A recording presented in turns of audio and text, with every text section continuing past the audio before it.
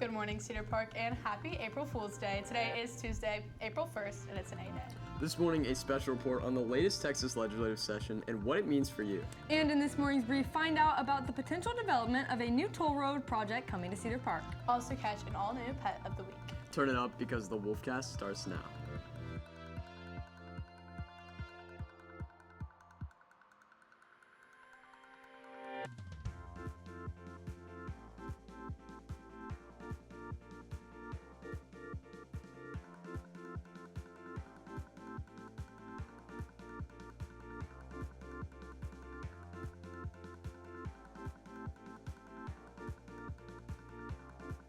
Good morning and welcome to the Wolfcast. I'm Rick Cummins. I'm Kira Cox. And I'm Lulu Lynch.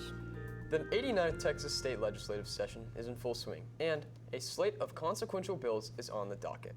But how exactly does the legislator work? Tune into this special program for more on the 2025 legislative session. The 89th Texas Legislative Session opened in January, and a flurry of bills and propositions has followed. But how exactly does the legislature work? I'm Michael Meraki. And I'm Jack Cooper with CPHS News, and this is Legislative Lessons, our series exploring the Texas legislative session.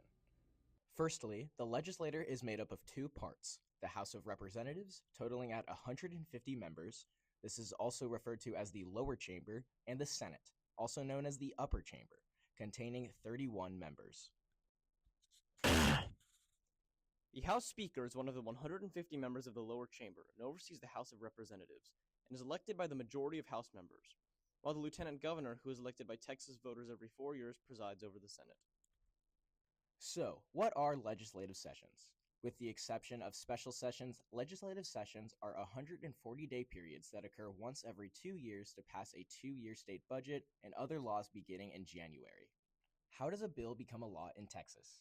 Lawmakers open by filing bills prior to or during the first 60 days of the legislative session. Past that point, only emergency bills can be proposed. While thousands of bills are filed, only about 1/8 of them will pass into law. So how does a bill pass? Firstly, a bill must be referred to a committee in the chamber it was introduced. The House Speaker assigns bills to committees in the House, and the Lieutenant Governor assigns legislation to Senate committees. If a committee decides to take up a bill, there will be an open hearing to allow for public testimony. It is then the committee's choice to advance or not take action with the bill. Once a bill passes a committee, it is scheduled for debate by the full chamber. If the majority of lawmakers agree to forward the bill twice after the debate, it is referred to the other chamber. Finally, the governor has the power to sign, ignore, or veto a bill. While a bill becomes law if the governor ignores or signs it, a veto can kill a bill unless both chambers override the veto through a combined 2/3 vote. The legislature generally operates slowly during the first 3 months, but speeds up in April and May. The only piece of legislation the legislature is required to pass during the session is the state budget, which foots the bill for state agencies, healthcare, roads, public education, and more. And that's the inner workings of the Texas state legislature. Tune into future episodes for updates on the specifics of the 89th legislative session. I'm Jack Cooper. And I'm Michael Meraki, signing off. Thanks, guys. Over spring break, the Cedar Park Choir took place in the American Choral Directors Association in Dallas, Texas. The ACDA is a national-level display that features choral students from all around the globe. Cedar Park Assistant Choir Director Varsha Nathan has more on what extra steps they took to make sure choir had an exceptional performance.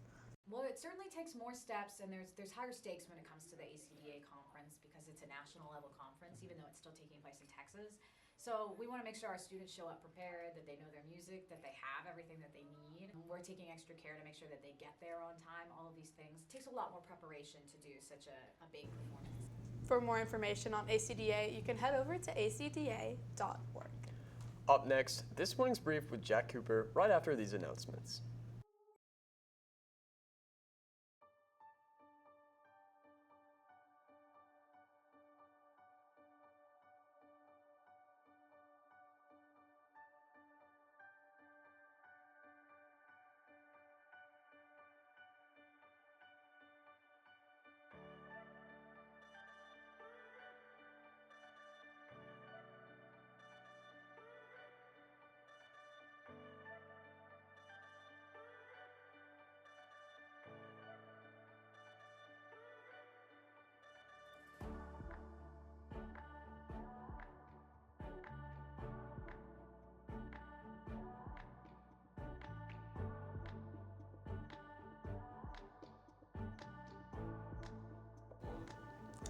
Good morning, Cedar Park. I'm Jack Cooper, here with this morning's brief.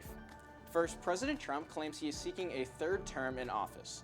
The president told NBC that there were methods for serving a third term which is prohibited by the 22nd Amendment of the Constitution. Trump clarified that he, quote, wasn't joking, adding that, quote, a lot of people want me to do it. The president finished his statement by expressing his desire to focus on the present.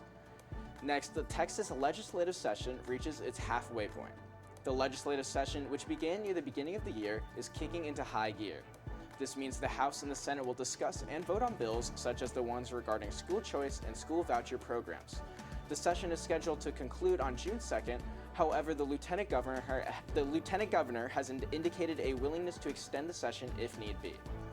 Finally, a new toll road may be in the works for Cedar Park along Ronald Reagan Boulevard.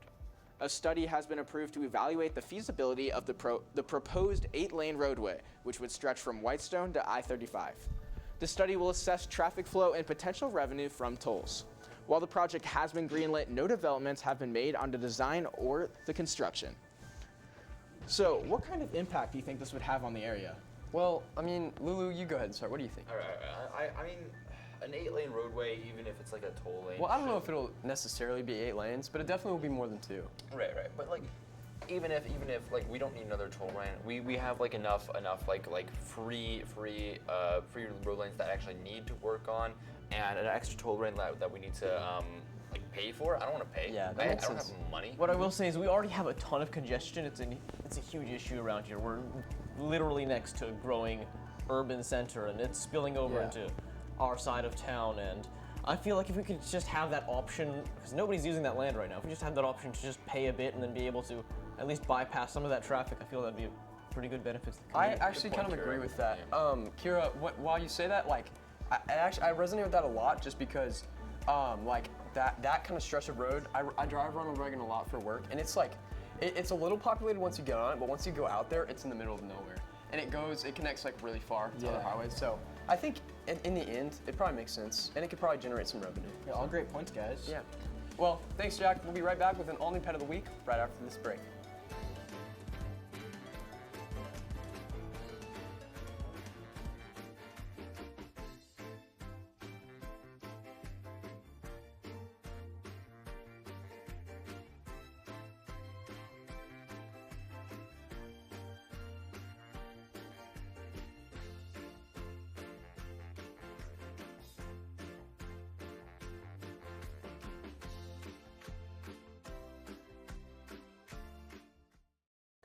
Welcome back to your Pet of the Week. This week's Pet of the Week is freshman Aisling Fitzpatrick's tortoise, Tater.